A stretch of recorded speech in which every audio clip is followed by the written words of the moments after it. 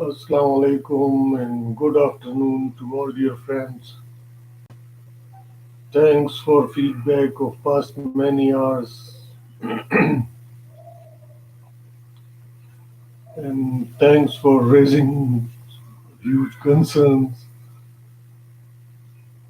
Well, in beautiful Federation of Pakistan, you see some people, they think that out of ignorance, they think that army has or armed forces has something to do with elections.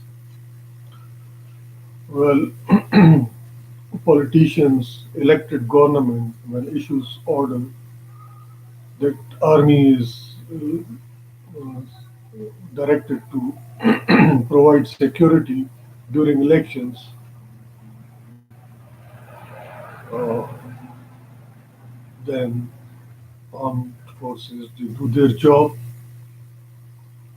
and that is being highlighted by our able Director General ISPR as well, Major General Abdur. So ignorance is haunting everyone here in subcontinent. That anchor of India Today was blaming Pakistan and ISI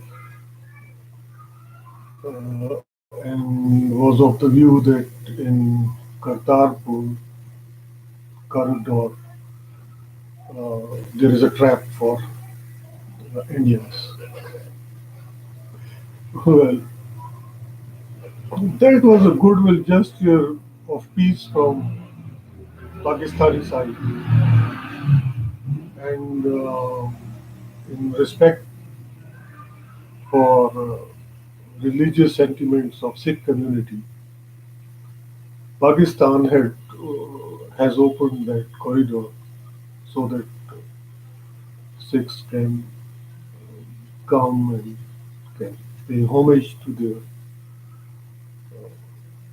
holy figure Baba Guru Nanak. Baba Guru Nanak's shrine is there.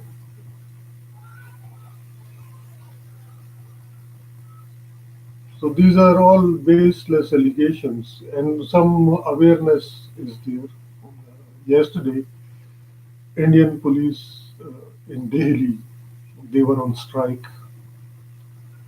and they were police officers were talking about their fundamental human rights, which is a good omen. You see,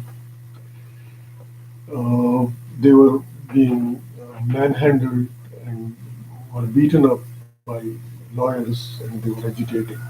That they're also humans, and they must not be treated so badly by lawyers in India. So awareness through this lecturing campaign is there, and then there is again a statement based on ignorance from a BJP leader that spread of pollution in Delhi is outcome of some activity from Pakistan and China that they had spread some gas there. That is, this allegation is against uh, any logic. We all know that uh, crops are being burned in Haryana, in Indian Punjab. Crop waste is being burned there at large scale. That's why smoke is coming towards Delhi and Lahore as well, which is area of Pakistan. So you see, ignorance is haunting everyone in subcontinent. People, they out of ignorance, they fall into misunderstandings. And in nuclear age, such Large scale ignorance is not good for anyone living in subcontinent. So education is the only way out. Compulsory education for all. Results will come after some years, but we have to start compulsory education till inter till 12th grade for everyone here in Pakistan and in India as well. If you want to have healthy environment, if you want to have healthy relations between India and Pakistan, and if you want to achieve that goal of economic progress and prosperity, for all that education is always needed. And then we have to either pacify warring groups terming themselves as political parties, and because of large scale misuse of intelligence and law enforcement powers, these warring groups from last 7 decades, they are here in Pakistan and in India as well. So they are full of revenge against each other, and they're doing things which are not political at all. I mean, both Constitution of India and Pakistan provides for a modern welfare state where true democracy shall be.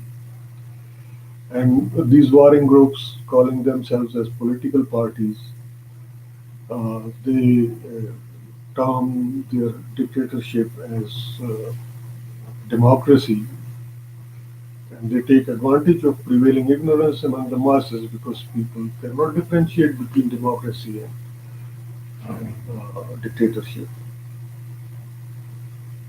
People are illiterate. They don't have any idea what democracy is all about.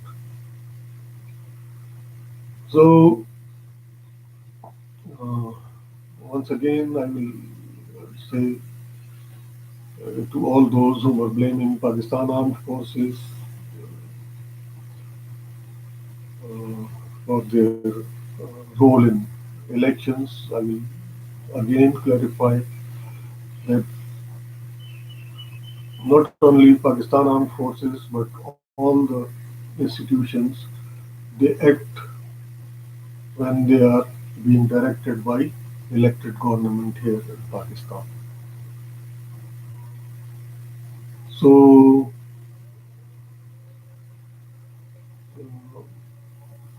we are having a brilliant institution known as Pakistan Armed Forces, and we defend uh, that proudly because of their clean and clear role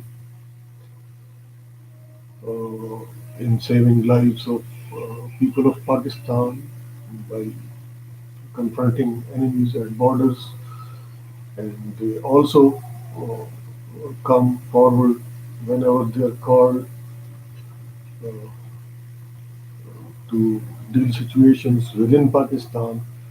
Constitution, our constitution provides for that elected government can invite army to deal with a situation whenever it is required. So better option is that our national security agencies must look into it, that warring groups here in Pakistan, because we cannot do this in India. That is duty of Indian national security agencies to end infight between uh, so-called political parties, which are actually warring groups, and they all here in Pakistan and in India as well, they misuse their intelligence and law enforcing powers whenever they are in power, and they torture opposition, they corner opposition, and they do things which shall not do, which are unconstitutional, and because of lack of awareness in society, judiciary cannot effectively utilize its power of judicial review because some has Someone has to go there. That say, for example, in Indian-held Kashmir, Indian army is committing atrocities. Someone has to take notice of this in Indian civil society and has to contact Supreme Court of India to end all that what is going on there. You see, that is something really very inhuman. We all know that whenever there are human rights violations, there are rebellions, there are revolutions, and blaming neighbors. Indians are in bad habit of doing of blaming Pakistan for every wrong which is being done there in India. Actually, they provoke their own people. They have provoked people in Manipur, they have provoked people in Mizoram and Nagaland. They're all against Indian Union now. They're fighting against India. So Pakistan has nothing to do with these things. We have that Kulbhushan Yadav, arrested spy of India, uh, who is involved in murder of round about 70,000 civilians here in Pakistan, in explosions here and in other sabotage activities. And I think our sitting government must highlight Kulbhushan's confessions before Pakistani authorities and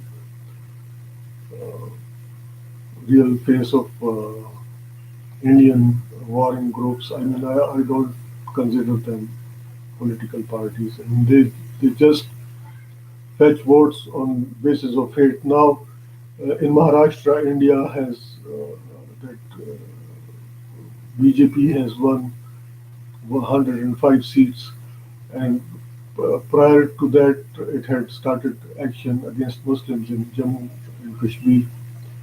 So, what was the reason behind it? Because RSS backed BJP, their political stance is hate based, and they want to grab votes of 80% Hindu majority by torturing minorities in India. And they are quite successful in their pursuits.